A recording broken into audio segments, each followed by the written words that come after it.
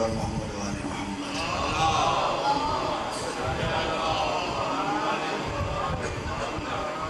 فاتحہ.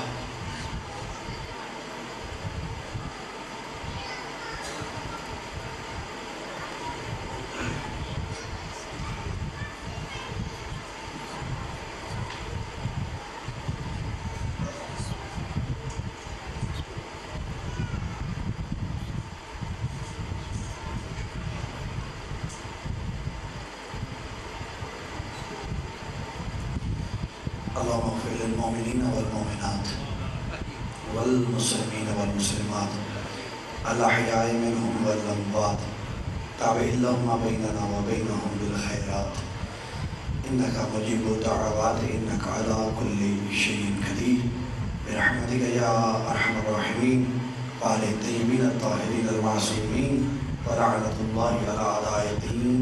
صلوات.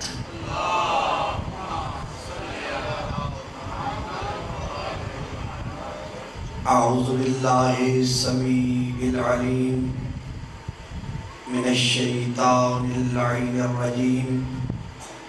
بسم الله الرحمن الرحيم. الحمد لله رب العالمين. الصلاة والسلام على النبي الأمي القرشي الأبتحي المكي المدني العربي السراج المضيء والكوكب الدري صاحب الوقار والسكينة المدفون بأرض المدينة الرسول المصدق والمصطفى الأمجد المحمود الأحمد محبوب إله رب العالمين أبي القاسم محمد.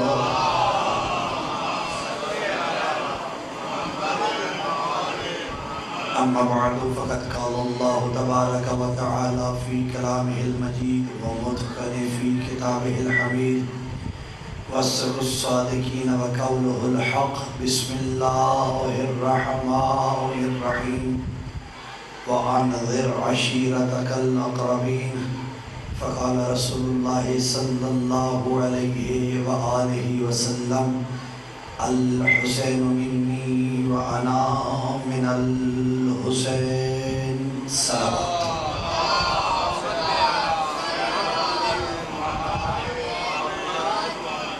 دعائے خالق اکبر اب تمام حاضرین کی حاضری کو قبول فرمائے.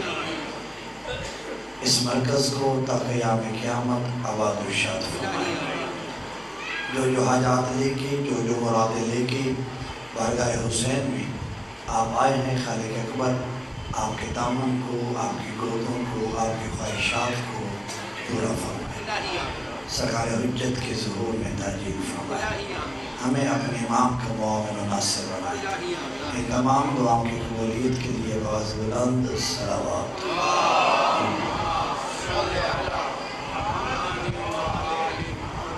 گزارش ایک میں مجلس سے پہلے کروں کہ کل ایک دن تھا 9:30 بجے، کیونکہ کل مجبوری تھی کہ علم پاک کی برآمدگی ہونا تھی I-9 میں. تو آگے جتنی بھی مجالس ہوں گی وہ اپنے مقررہ وقت پہ ہی شروع ہوں گی. 9 سے لے کے 10 کے دوران میں آپ کی خدمت میں حاضر ہوگا. آگے جتنی 3 مجالس ہیں وہ انشاءاللہ اسی ٹائم ٹیبل کے مطابق ہوں گی. تو خالق اکبر آپ کی توفیقات خیر میں اضافے فرمائے. ایک مرتبہ ہدیہ صلوات.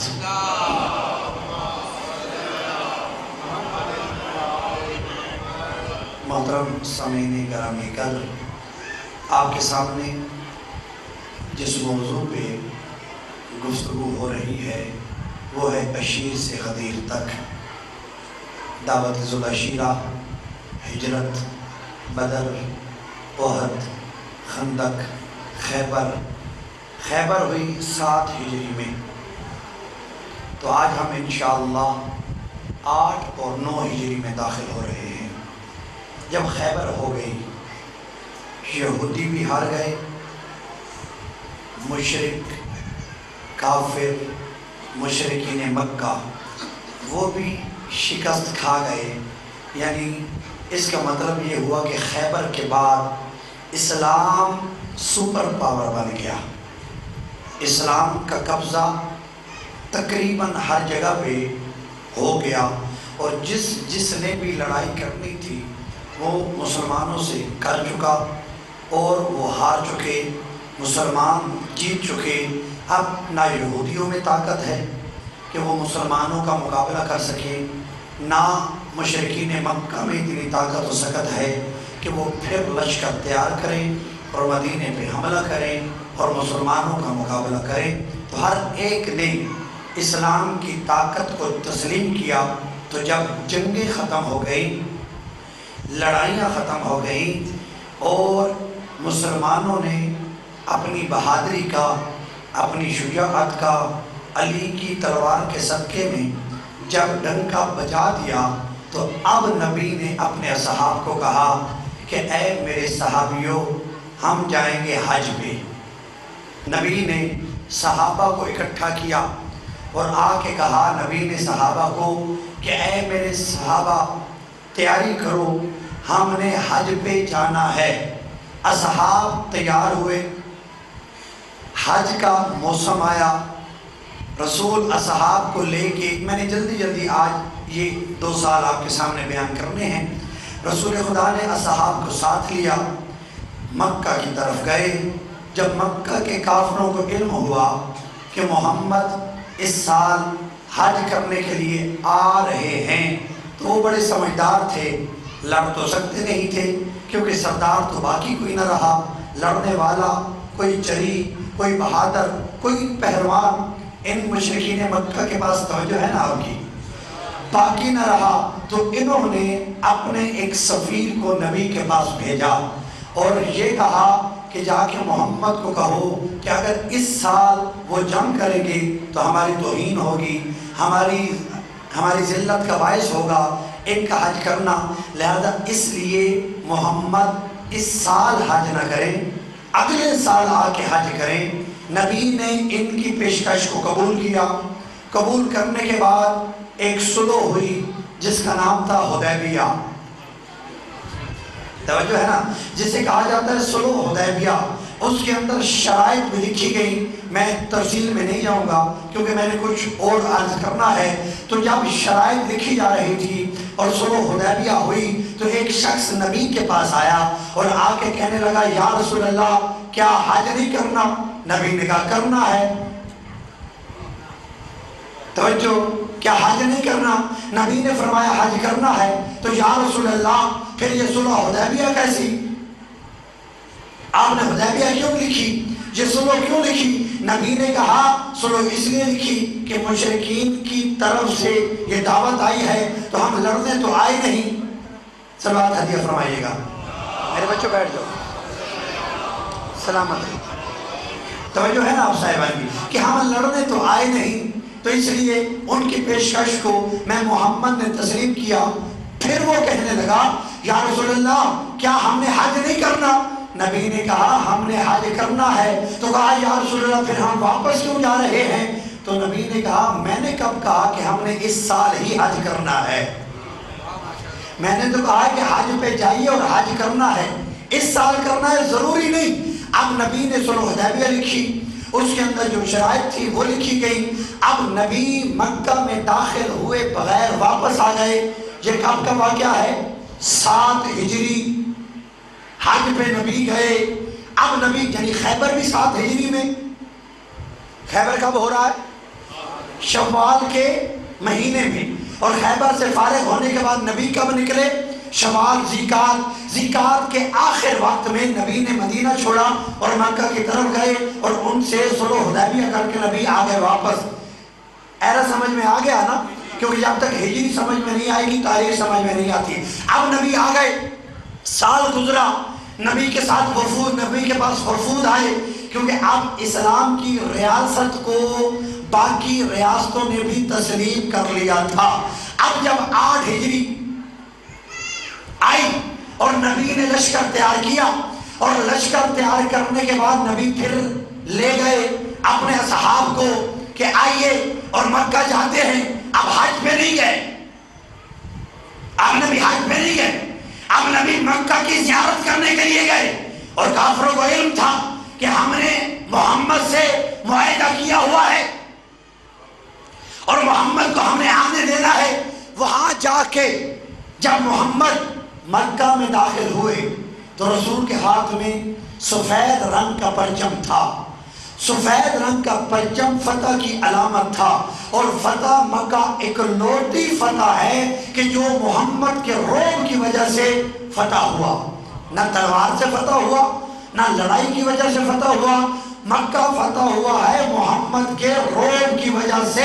اب جب محمد مکہ میں داخل ہوئے تو رسول نے اعلان کیا، توجہ ہے نا آپ کی، رسول خدا نے اعلان کیا. کس چیز کا اعلان کیا؟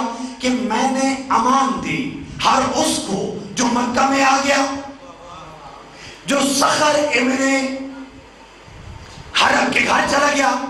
ابو سفیان کا نام ہے صخر، توجہ ہے نا، ابو سفیان کنیت ہے، نام کیا ہے؟ صخر ابن حرب. جو ابو سفیان کے گھر چلا گیا اسے بھی امان، جو اللہ کے گھر میں آ گیا اسے بھی امان، جس نے کلمہ پڑھ لیا اسے بھی امان. یہاں پہ علماء نے لکھا کہ نبی نے یہ کیوں کہا کہ جو ابو سفیان کے گھر چلا گیا اسے بھی امان، جو اللہ کے گھر میں رہا اسے بھی امان، اور جو مسلمان ہو گیا اسے بھی امان. یہ کہہ کے نبی جاننا چاہتے تھے کہ کون کون میرے ساتھ ہے. اگلا جملہ سمجھ آئیے کہ کون کون میرے ساتھ ہے، یعنی جو اس کے گھر چلا گیا وہ ہمارے ساتھ نہیں، جو اللہ کے گھر میں آ گیا وہ آدھا ہمارے ساتھ، آدھا اپنے دین پہ، اور جس نے کلمہ پڑھ لیا تو وہ ہو ہی مسلمان گیا. اب 8 ہجری میں مکہ فتح ہوا، نبی لوٹے.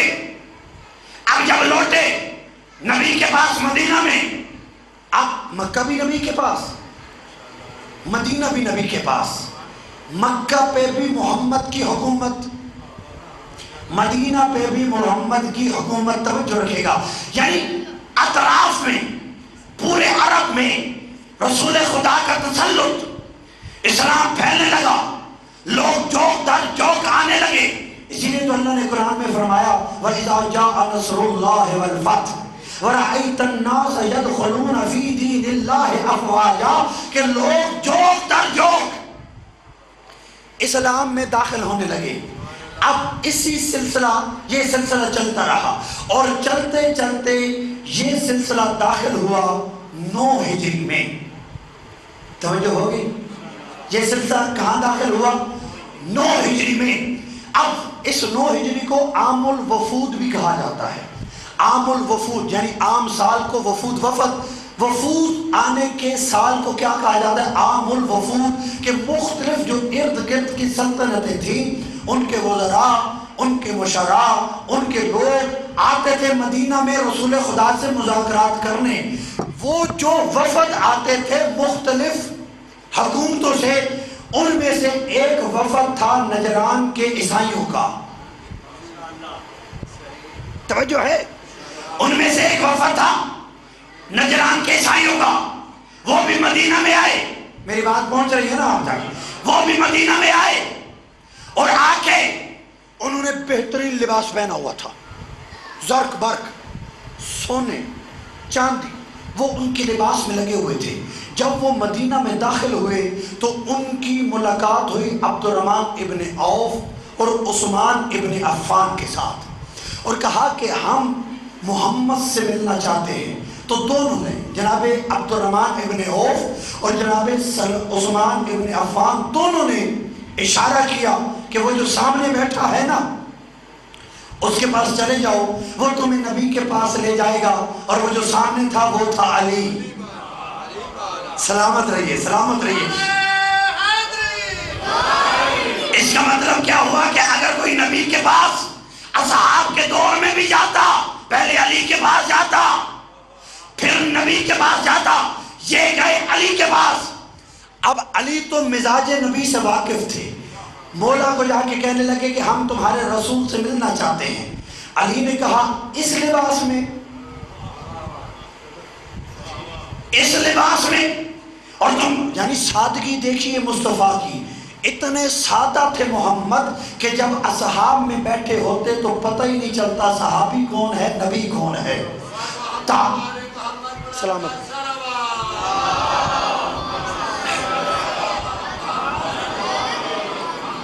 میرا مجمع تھکا ہوا تو نہیں نا؟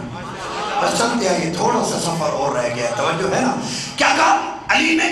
اس لباس میں تو نبی تمہاری طرف چہرہ نہیں کریں گے، جاؤ لباس تبدیل کر کے آؤ اور سادہ لباس پہن کے آؤ. یہ ہے نبی کی سیرت، یہ ہے علی کی سنت، یہ ہے علی کا تقویٰ. اب یہ لوٹے. یہ جو عیسائی تھے نا نجران کے، جو آئے تھے محمد سے مذاکرات کرنے، ان کا جو سربراہ تھا اس کا نام تھا عاقب. کیا نام تھا اس کا؟ عاقب. یہ جو وفد تھا، جو ڈیلیگیشن تھا، اس کی جو سربراہی کر رہا تھا اس عیسائی کا نام کیا تھا؟ عاقب. جو پادری تھا، عالم بھی تھا، انجیل کا، زبور کا، تورات کا عالم تھا. یہ لوٹے. اگلے دن آئے سادہ لباس پہن کے، پھر علی کو کہا اب تو محمد سے ملا، اب علی ہی نے لے گئے نبی کے پاس. اب جب یہ نبی کے پاس، اب دیکھیے گا انہوں نے کس طریقے سے نبی سے کلام کیا. عالم تو تھے نا. انہوں نے کہا کہ اے محمد ہم نے سنا ہے کہ آپ نبی ہیں، آپ نے دعویٰ، توجہ رکھیے گا، آپ نے دعویٰ نبوت کیا ہے. مصطفیٰ نے کہا بالکل. تو پھر یہ کہنے لگے اے محمد اگر آپ نبی ہیں تو بتائیے یوسف کے باپ کا نام کیا ہے؟ طریقہ واردات. یوسف کے باپ کا نام کیا ہے؟ محمد نے کہا یعقوب. موسیٰ کے باپ کا نام کیا ہے؟ نبی نے کہا عمران. آپ کے باپ کا نام کیا ہے؟ محمد نے کہا عبداللہ. تو عیسیٰ کے باپ کا نام کیا ہے؟ یعنی کہ اگر محمد یہ کہیں کہ عیسیٰ کا باپ ہی کوئی نہیں تو یہ کہیں گے تو پھر عیسیٰ ہی اللہ ہے یا عیسیٰ ہی اللہ کا بیٹا ہے. توجہ رکھے گا. جیسے کہا کہ یعقوب یوسف کے والد، عمران موسیٰ کے والد، عبداللہ آپ کے والد، اس کا مطلب ہے کہ ہر نبی کا باپ ہوتا ہے. اب نبی خاموش ہوئے. یا قرآن کی آیت آئی اور اللہ نے کہا کہ اے محمد انہیں بتا عیسیٰ کی مثال آدم جیسی ہے. اگر اللہ آدم کو بن باپ اور ماں کے پیدا کر سکتا ہے تو اس کے لیے آسان ہے باپ کے بغیر کسی کو پیدا کرنا.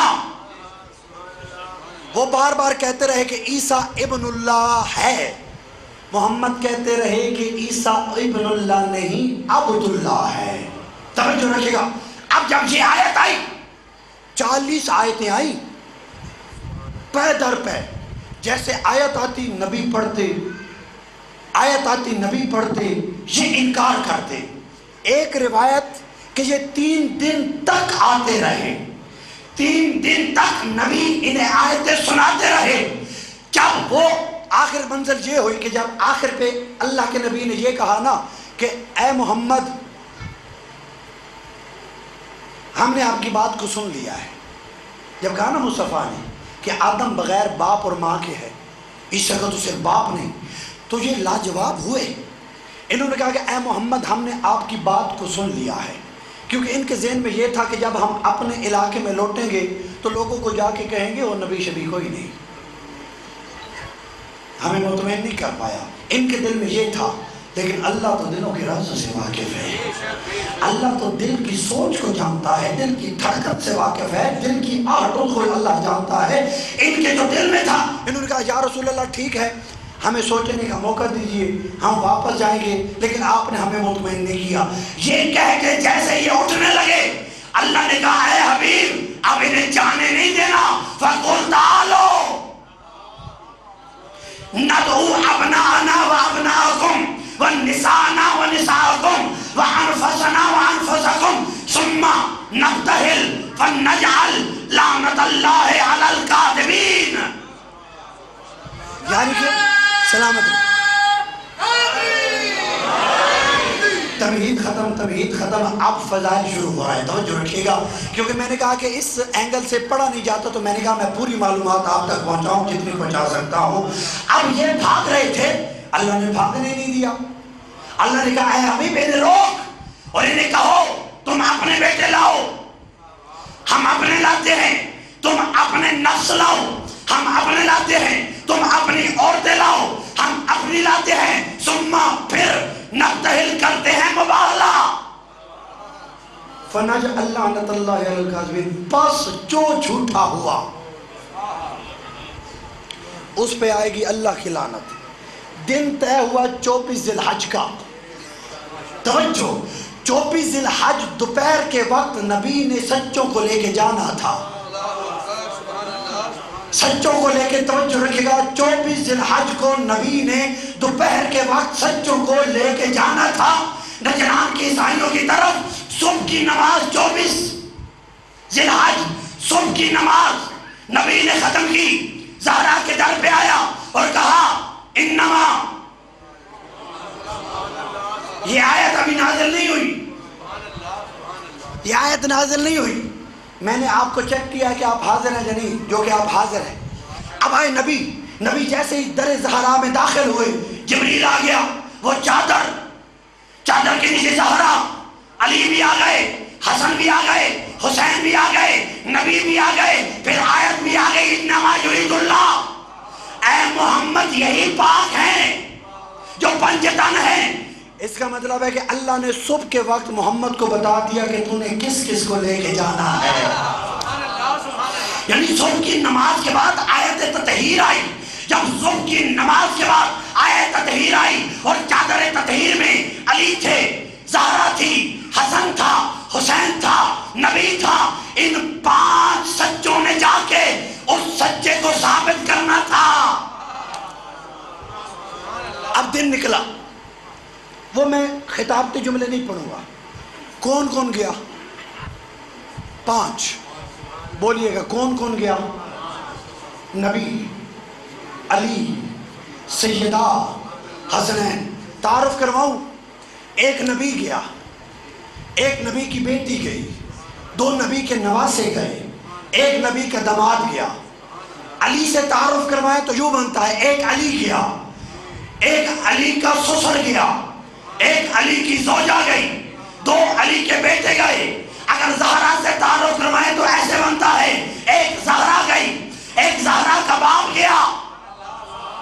اب تو بولیے گا ایک زہرا گئی، ایک زہرا کا باپ گیا، ایک زہرا کا شوہر گیا، 2 زہرا کے بیٹے گئے. اور اگر حسن سے تعارف کروایا جائے، ایک حسن گیا، ایک حسن کا بھائی گیا، ایک حسن کی اماں گئی، ایک حسن کا بابا گیا، ایک حسن کا نانا گیا.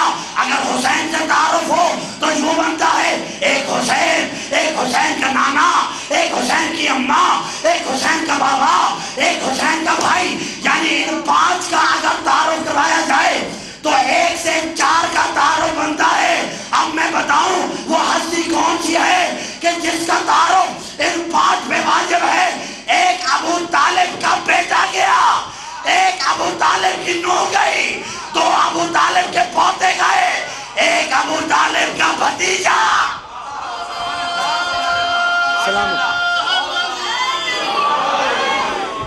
یعنی کہ سلامت نہیں، ایک کا تعارف 4 کے ساتھ ہوتا ہے. ابو طالب واحد ہے کہ 5 کا تعلق اور تعارف ابو طالب کے ساتھ. ایک ابو طالب کا بھتیجا، ایک ابو طالب کا بیٹا، ایک ابو طالب کی بہو، 2 ابو طالب کے پوتے. بس یہ 5. سلامت رہیے. یہ 5 گئے. اب نانا کی جگہ پہ حسن حسین، انفسنا کی جگہ پہ علی، نسانا کی جگہ پہ زہرا. اب نبی ان 5. اچھا اب لوگوں نے کہا علی انفسنا کی جگہ پہ ہے نا. اب نفس کا معنی کیا ہے؟ جان. اس کا مطلب یہ ہے کہ اپنے جان کے طور پہ نبی علی کو لے گئے. جملہ اصول کیجیے گا. یعنی علی نفس ہے نبی کا. تو مفسرین نے کہا کسی طریقے سے علی کو نفس سے نکالو. گیا تو علی ہی ہے، گیا تو علی ہی ہے، لیکن کسی طریقے سے علی کو نفس سے نکالو۔ وجہ کیا ہے کہ اگر یہ مان لیا کہ علی نفس ہے، اور نفس کا معنی ہے جان، اس کا مطلب ہے کہ علی نبی کی جان ہے، تو پھر جو علی سے لڑے گا وہ علی سے نہیں، نبی کی جان سے لڑے گا۔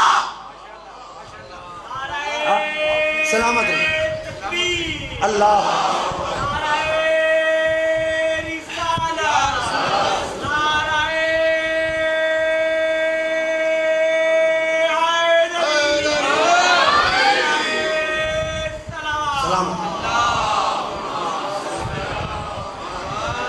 اس کا مطلب کیا ہوا کہ جو علی کا دشمن ہے وہ علی کا نہیں، وہ نبی کا جانی دشمن ہے، کیونکہ نبی کی جان علی ہے نا۔ توجہ ہے نا؟ انہوں نے کہا کسی طریقے سے علی کو نفسوں میں سے نکالو، کیونکہ اور کسی کو تو ڈالا نہیں جا سکتا، کیونکہ اور تھا ہی کوئی نہیں، اور تھا ہی کوئی نہیں۔ تو انہوں نے کہا چلے ٹھیک ہے، علی کو نفس سے نکال کے ابنا انا میں ڈال دو۔ اب ابنا انا کی جگہ پہ کتنے گئے؟ 3، ایک حسن، ایک حسین، ایک علی، اور نفس کی جگہ پہ خود نبی کیا۔ اچھا جب پوچھا گیا، توجہ ہے نا، ایک علمی نکتہ ہے آپ کے سامنے بیان کر رہا ہوں، حق ادا کیجیے گا اس جملے کا جو بیان کرنے جا رہا ہوں۔ توجہ رکھیے کہ علی کو نفسوں سے نکالو، ابنا انا میں ڈالو۔ اچھا بھائی علی بیٹا کیسے؟ انہوں نے کہا کہ حسن و حسین بھی تو کوئی نبی کے بیٹے نہیں ہے نا، وہ بھی تو نواسے ہیں۔ علی اس لیے بیٹا ہے کہ علی داماد ہے، اور داماد بیٹا ہوتا ہے۔ ہم کہتے ہیں ہم اس بات پہ بھی راضی کہ علی داماد ہے، اور علی داماد ہونے کی حیثیت سے نبی کا بیٹا ہے، ہم راضی۔ لیکن جب ہم یہ کہتے ہیں کہ نبی کی ایک بیٹی ہے، اگر باقی ہوتی تو وہ بھی مبالغہ میں جاتی، تو ہمیں جواب ملتا ہے اگر وہ زندہ ہوتی تو مبالغہ میں جاتی۔ چلو ٹھیک ہے، وہ مر گئی تھی، داماد تو زندہ تھے۔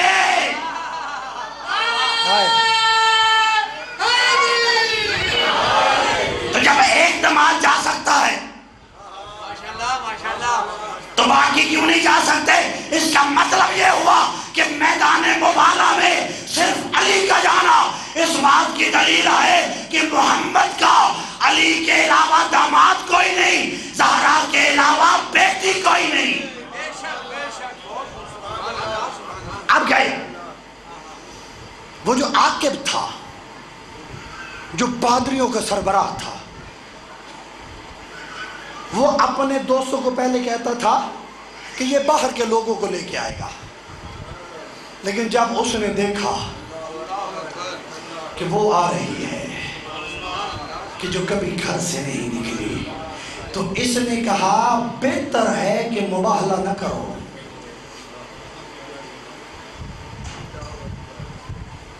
ان کی بات مانو، کیونکہ معاملہ کیا تھا؟ معاملہ یہ تھا کہ نبی نے کہا جب مباہلہ ہوگا تو مباہلے کا طریقہ کیا ہے کہ ادھر تم ہوگے، ادھر ہم ہوں گے، نہ ہم آپ سے بولیں گے نہ آپ ہم سے بولیں گے، نہ ہمارا کلام آپ سے نہ آپ کا کلام ہم سے، نہ ہم آپ سے بحث کریں گے نہ آپ ہم سے بحث کریں گے، آپ بھی چپ ہم بھی چپ، آپ بھی اللہ سے بات کریں گے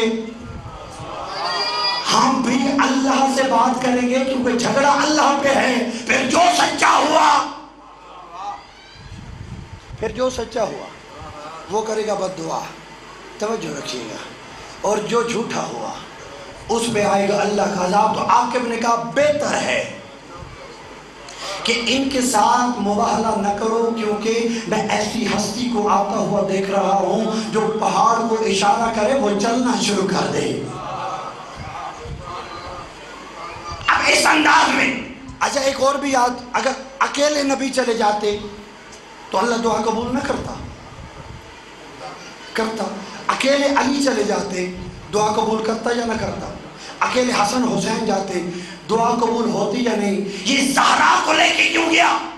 نبی جانتے تھے کہ میرے بعد کسی نہ کسی نے میری بیٹی کو جھٹلانا ہے، مبالے میں لے کے ان کو دکھا کے اور بتا کے جا رہا ہوں، اے میری امت جتنا میں سچا ہوں اتنی میری بیٹی سلامت، جتنا میں سچا اتنا علی سچا، اتنا حسن سچا، اتنا حسین سچا، اتنی زہرا سچی۔ تو اب یہاں پہ ایک جملہ میں نے پہلے بھی پڑھا ہے، موضوع سے مربوط ہے تو بیان کر دوں۔ میں نے کہا یا رسول اللہ ان 5 کو ہی لے کے گیا ہے، کیونکہ مباہلہ میں کتنی چیزوں کی ضرورت تھی؟ 3، ابنانا، انفسنا، نساءنا، بیٹے بیٹیاں، نفس۔ اپنے 11 گھر تھے نبی کے مدینہ میں، 11 شادیاں تھی، ہزاروں گھر صحابہ کے تھے۔ خدا کی قسم نبی کو نہ اپنے گھر سے کوئی ملا، نہ نبی کو اپنے اصحاب کے گھر سے کوئی ملا۔ اب نانا بھی فاطمہ کے گھر میں، نساءنا بھی فاطمہ کے گھر میں، انفسنا بھی فاطمہ کے گھر میں۔ ان 5 کو لے کے نبی میدان مباہلہ میں گیا۔ میں نے کہا یا رسول اللہ باقی اور کو بھی ساتھ لے جا، تو آواز رسالت آئی اے امجد نقوی باقی کسی کو بھی میں ساتھ نہیں لے جا سکتا۔ میں نے کہا یا رسول اللہ وجہ؟ آواز رسالت آئی وجہ یہ ہے میں مجبور ہوں۔ میں نے کہا یا رسول اللہ کون سی مجبوری؟ آواز رسالت آئی امجد نقوی دیکھ میرے لشکر کو۔ میں نے کہا یا رسول اللہ لشکر میں علی ہے، زہرا ہے، حسن ہے، حسین ہے۔ فرمایا اب بھی میری مجبوری سمجھ میں نہیں آئی۔ میں نے کہا یا اللہ کون سی مجبوری؟ آپ کسی اور کو بھی ساتھ لے جائے۔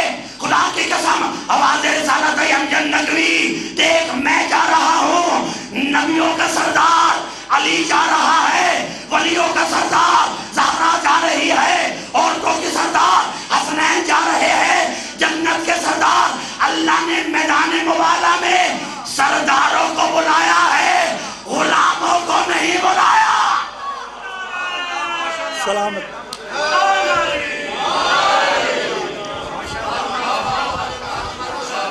سلامت آباد شاہ۔ اللہ نے میدان مباہلہ میں سرداروں کو بلایا، غلاموں کو نہیں بلایا۔ بس زہرا کے صدقے میں اللہ نے محمد کو مباہلہ میں فتح عطا کی۔ اکلوتی فاتح ہے مباہلہ میں جناب سیدہ، کیونکہ نبی کو روز دیکھتے تھے، مناظرہ جو کر رہے تھے۔ علی سے ملاقات آتے سب سے پہلے علی سے ملاقات ہوئی، اور دوران مناظرہ کئی مرتبہ حسن بھی آئے، حسین بھی آئے۔ تو نئی شخصی اور شخصیت ایک زہرا تھی نا، تو جناب سیدہ کی شخصیت اور قد کا احترام کیا ہے عیسائیوں نے، نہ کیا تو بابے کی امت نے نہ کیا۔ وہ جو عشیر میں علی نے وعدہ کیا تھا نا نبی سے نصرت کا، تو مباہلہ میں بھی علی نے وعدہ نبھایا۔ محمد کے مددگار کون تھے؟ ایک علی کا 2 علی کے بیٹے، ایک علی کی زوجہ۔ میں روزانہ کہہ رہا ہوں کہ اس وعدہ کو پورا کرنے کے لیے علی کو قیمت بہت ادا کرنی پڑی۔ آج 8 محرم الحرام کی رات، کل ہم نے غربت بیان کی شہزادہ علی اصغر کی، آج اس شہزادے کی غربت بیان کروں گا کہ ماں کو حسرت ہوتی ہے اس کا بیٹا جوان ہو، وہ سہرے پہنے، ماں اس کے ہاتھ میں مہندی لگائے۔ یہ وہ جوان ہے کہ سہرے کے لیے اس کا سر باقی نہ رہا، مہندی کے لیے اس کے ہاتھ باقی نہ رہے۔ اجرکم علی اللہ، جتنا ہو سکے مجھے معلوم ہے اور احساس بھی ہے کہ آپ روزانہ مختلف مقامات پہ مجالس سن رہے ہیں، عزاداری میں شرکت کر رہے ہیں، ماتم کر رہے ہیں۔ انسان کی فطرت ہے، انسان تھک جاتا ہے۔ آپ یقیناً تھکے ہوئے ہوں گے، لیکن جملہ سنیے گا، آپ اتنے نہیں تھکے جتنی علی کی بیٹیاں تھکی ہیں۔ اللہ آپ کی گریہ کو قبول کرے۔ خدا کی قسم ہے، باپ بھی امیر ہے، بیٹا بھی امیر ہے۔ باپ ایسا امیر کے جنازے پہ تیر آئے، بیٹا ایسا امیر کے زین سے زمین پہ آنے تک تقسیم ہو گیا۔ جب اصغر جناب قاسم پیدا ہوئے نا، حسین کے بھائی حسن نے، جناب حسن نے ایک تعویذ لکھا اور اس میں ایک وصیت لکھی، اور لکھ کے اس تعویذ کو شہزادہ قاسم کے کندھے کے ساتھ باندھ کے کہا، اے قاسم ایک وقت آئے گا تجھے اس تحریر کی ضرورت پڑے گی۔ اجرک من اللہ، حسن چلے گئے، شہزادہ قاسم 13 سال کے ہوئے، حسین نے مدینہ چھوڑا، مکہ چھوڑا۔ 61 ہجری کو حسین پہنچا میدان کربلا میں، 10 محرم کا دن طلوع ہوا، یا جناب فروا نے جناب قاسم کو دیکھ کے کہا، اے قاسم تو ابھی تک زندہ ہے؟ اپنی آوازوں کو آزاد چھوڑیے گا اور چلتے آئیے گا، کیونکہ حسن کے یتیم کا تذکرہ ہے۔ آپ نہیں روئیں گے تو قاسم کو کون ماتم کرے گا؟ کیا کہا ماں نے کہ اے قاسم تو ابھی تک زندہ ہے؟ قاسم رونے لگے اور رو کے کہنے لگے، اے اماں چچا کے پاس جاتا ہوں وہ اجازت نہیں دیتا، آپ کے پاس آتا ہوں تو آپ کہتی ہیں ابھی تک زندہ ہو۔ تو جناب فرما نے کہا، اے قاسم میں تیری وکیل بن کے جاتی ہوں، ذرا اپنی آستین کھول۔ جناب قاسم نے آستین کھولی، کھولنے کے بعد کہا ذرا کپڑا اوپر کر۔ جناب قاسم نے جب کپڑا اوپر کیا، ساتھ بندھا ہوا تھا تعویذ۔ جناب فرما نے کہا، اے قاسم ذرا بازو کا تعویذ کھول۔ قاسم نے تعویذ کھولا اور کھول کے جناب فرما نے کہا، قاسم اس تعویذ کو اپنے ہاتھ میں رکھ، یہ تعویذ جانے، حسین جانے، اجازت جانے۔ اجرکم اللہ۔ اب جناب فرما نے جناب قاسم کو ساتھ لیا، جناب حسین کے پاس آئیں۔ جناب فرما کے ساتھ جناب قاسم کو آتا دیکھ کے حسین نے اپنی کمر پہ ہاتھ رکھا، نجف کی طرف منہ کر کے کہا، اے بابا علی اب حسین غریب ہو گیا ہے۔ اجرکم اللہ۔ چلتے آگے بعد 2 منٹ تمہید ہے اور پھر آگے قاسم کی غربت شروع ہو جائے گی۔ خدا کی قسم ہے جناب قاسم نے حسین کے پاؤں پہ ہاتھ رکھ کے کہا، چچا مجھے جانے کی اجازت دیجئے، مجھے مرنے کی اجازت دیجئے۔ یا حسین نے قاسم کو سینے سے لگایا اور لگا کے کہا، اے قاسم بھلا کوئی باپ بھی اپنے جوان بیٹے کو مرنے کی اجازت دے سکتا ہے؟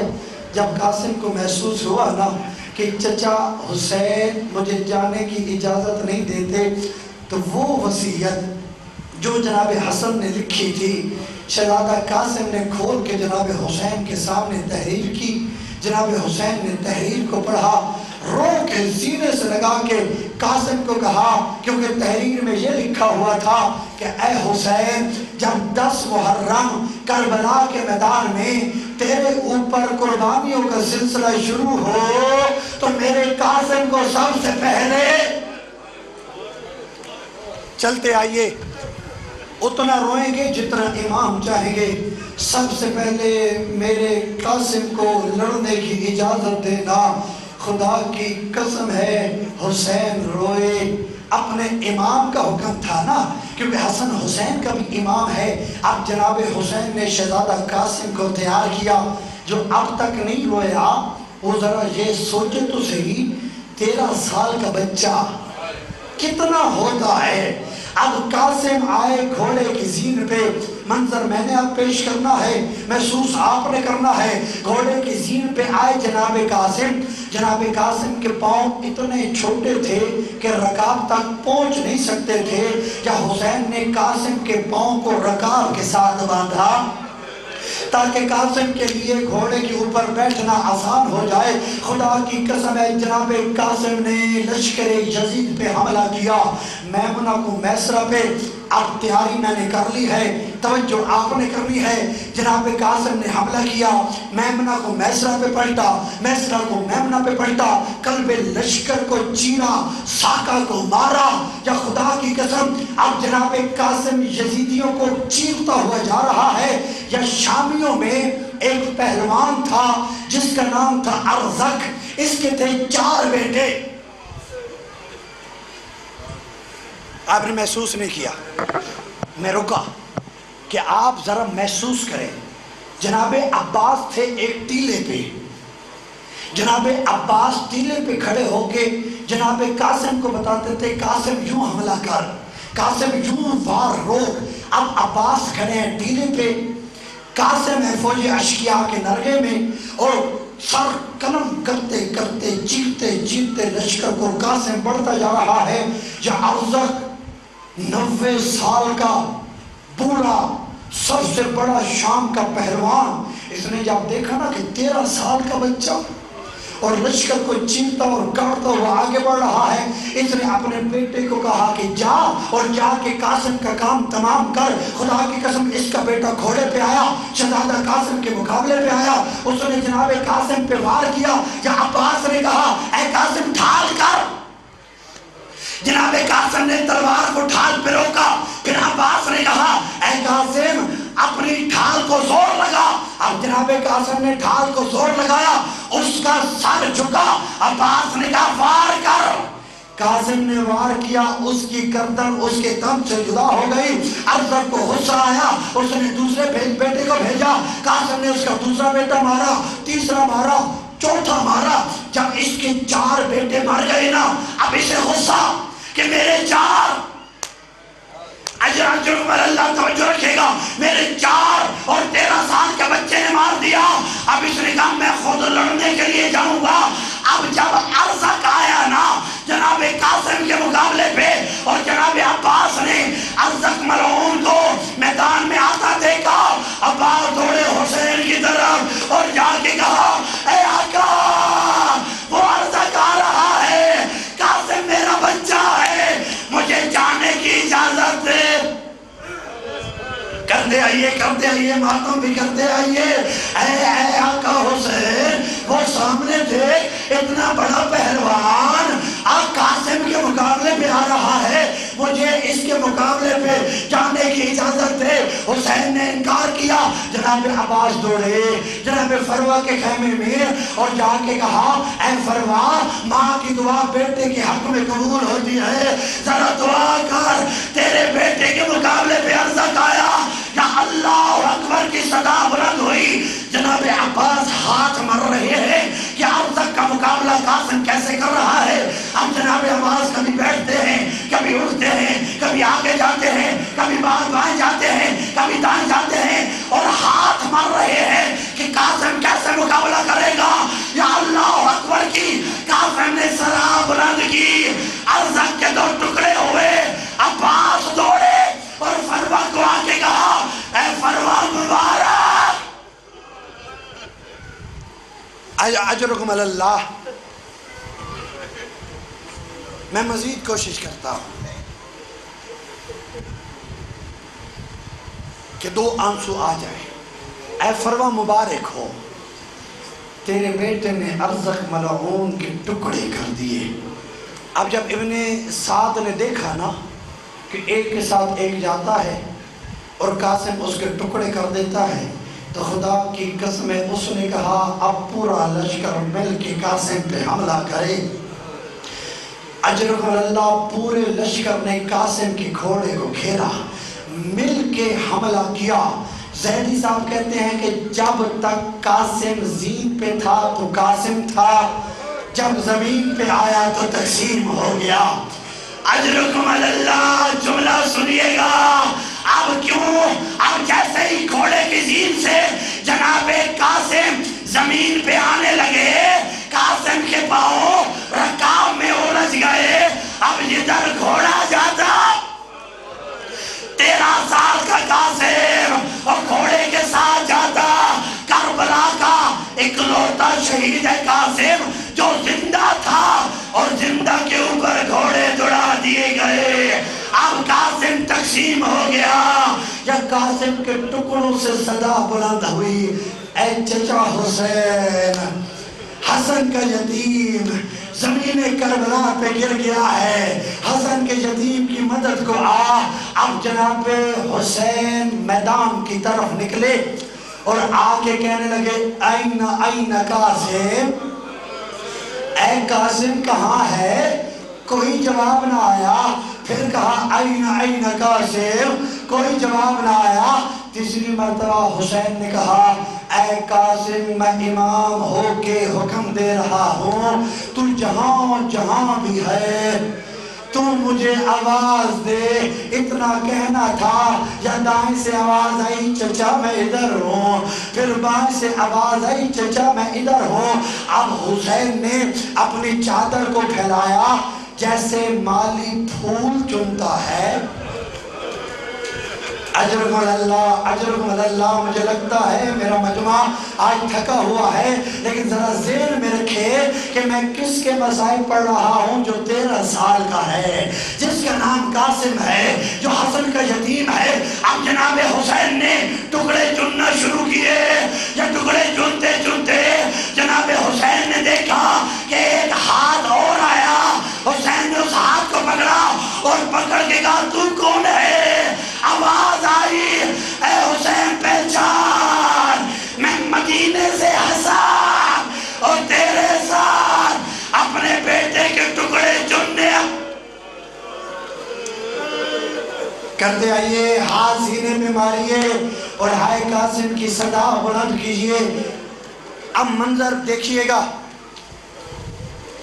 قاسم کی لاش کے ٹکڑے چنے، گٹھڑی بنائی، حسین نے اپنی پشت پہ رکھی اور پشت پہ رکھ کے گٹھڑی حسین چلا خیمے کی طرف۔ جناب زینب نے دیکھا، دیکھ کے کہا یتیم سمجھ کے میدان میں چھوڑ آیا ہے۔ حسین نے کہا میدان میں نہیں چھوڑ آیا، لے آیا ہوں قاسم کی لاش کو۔ کہا پھر قاسم کی لاش کہاں پہ ہے؟ نہیں آتم آتم کرنا، اپنے ہاتھ سینے میں مارے نا اور کہے ہائے قاسم۔ ہاں کیا کہا جناب سیدوں نے؟ پھر قاسم کی لاش کہاں ہے؟ تو حسین نے گٹھڑی رکھی جناب زینب کے سامنے۔ اجرکم اللہ، گٹھڑی کو دیکھا، جناب زینب نے کہا یہ کیا ہے؟ حسین نے کہا قاسم کی لاش۔ حسین نے کہا قاسم کی لاش، اتنا سننا تھا؟ یا جناب زینب نے کہا اے حسین میرا قاسم تو 13 سال کا تھا، یہ اتنے تھوڑے ٹکڑے۔ اس وقت حسین روئے اور رو کے کہنے لگے اے زینب تو زہرا کی بیٹی ہے، تو شریعت سے واقف ہے۔ شریعت یہ کہتی ہے کہ جو قربانی اللہ کی راہ پہ دی جائے 2 حصے باہر دیے جاتے ہیں، ایک حصہ گھر میں لایا جاتا ہے۔ اے زینب جتنا ملا اجرکم اللہ اتنا اٹھا کے لایا ہوں۔ آخری جملہ، اب قاسم کی لاش کے ٹکڑے خیمے میں آئے، یا جناب زینب نے فضہ کو کہا کہ جا ام فروہ کو اپنے خیمے سے بلا کے لے آ اور اسے بتا کہ تیرا بیٹا ٹکڑوں میں تقسیم ہو گیا ہے۔ اب جیسے ہی جناب فضہ جناب ام فروہ کے خیمے میں داخل ہوئی، حالت کیا تھی؟ ماں تھی نا، محسوس کیجئے گا، ماں تھی نا، کبھی دائیں ہاتھ مارتی ہے، کبھی بائیں ہاتھ مارتی ہے، خیمے کا دروازہ نہیں ملتا۔ فضہ نے کہا اے ام فروہ کیا ہوا؟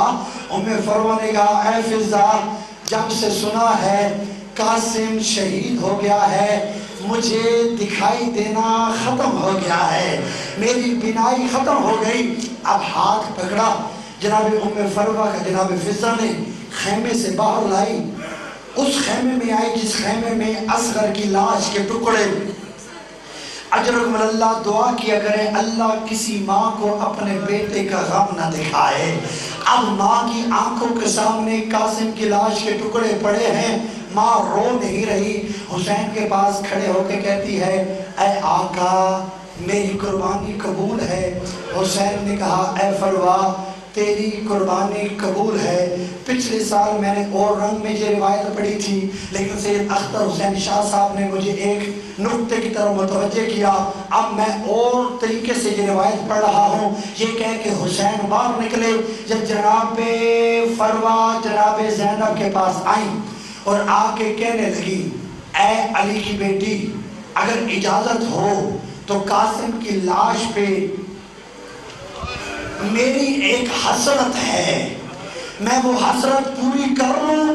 جناب زینب نے کہا اجازت ہے، خدا کی قسم ہے۔ جناب فروہ نے کہا پھر آپ اپنی آنکھیں بند کریں، باقی بیویوں کو بھی حکم دیں کہ کوئی آنکھ کھلی نہ رکھے. جناب زینب نے حکم دیا، ہر بیوی نے آنکھ کو بند کیا. جناب فروا قاسم کی لاش کے ٹکڑوں کے پاس آئی. خدا کی قسم ہے کچھ دیر گزری، جب جناب سکینہ نے آنکھیں کھولی دیکھا کہ عجیب منظر ہے. دوڑی جناب زینب کا دامن پکڑا اور پکڑ کے کہا اے بھوپی اماں ذرا آنکھ کھول. جناب زینب نے آنکھ کھولی. منظر کیا ہے کہ قاسم کا خون فروا اپنے بالوں میں لگا رہی ہے. ماتم کرتے آئیے، قاسم کے خون سے فروا اپنے بالوں کو خضاب کر رہی ہے. جناب زینب نے کہا اے فروا کیا کر رہی ہو؟ جناب فروا نے کہا اے زینب میں نے منت مانی تھی جب میرا بیٹا جوان ہوگا میں اس کی شادی کروں گی، میں اپنے بالوں کو مہندی سے خضاب کروں گی، اور اس کی شادی نصیب نہ ہوئی اور اس کے خون کے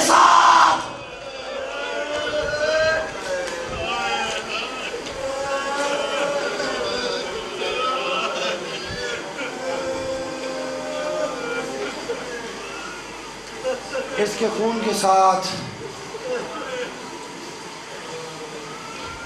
میں اپنے بال خضاب کر رہی ہوں. اللہ ان آنسو کو قبول کرے. میرا پڑھنا آسان ہے، آپ کا سننا بھی آسان ہے، لیکن جب ٹکڑے ہو نا بیٹے کے اسے برداشت کرنا بہت مشکل ہے. اے اللہ تجھے قاسم کی لاش کے ٹکڑوں کو سکھ، ان جوانوں کی جوانیاں سلامت فرما، حاضرین کی حاجات کو پورا فرما، جو دعائیں میرے ذمہ ہیں اسے قبول فرما. سید امتیاز حسین نقوی صاحب خالق اکبر ان کے والدین مرحومین کے درجات کو بلند فرما، ان کی بیٹی کی گود آباد فرما، ان کی بیٹی کو شفا عطا فرما، ان کی ہمشیرہ بھی علی نے انہیں شفا عطا فرما. شمشاد حیدر صاحب خالق اکبر انہیں صحت و تندرستی عطا فرما. سید عزادار حسین نقوی صاحب کی اہلیہ بیمار ہیں، انہیں شفا عطا فرما. یہ بچہ اس کا ماموں بیمار ہے، دعا کیجیے خالق اکبر انہیں شفا کلی عطا فرما. سید آزاد حسین شاہ صاحب خالق اکبر ان کی توفیقات خیر مضافر فرما. سید اختر حسین شاہ صاحب خالق اکبر ان کے لیے آسانی عطا فرما.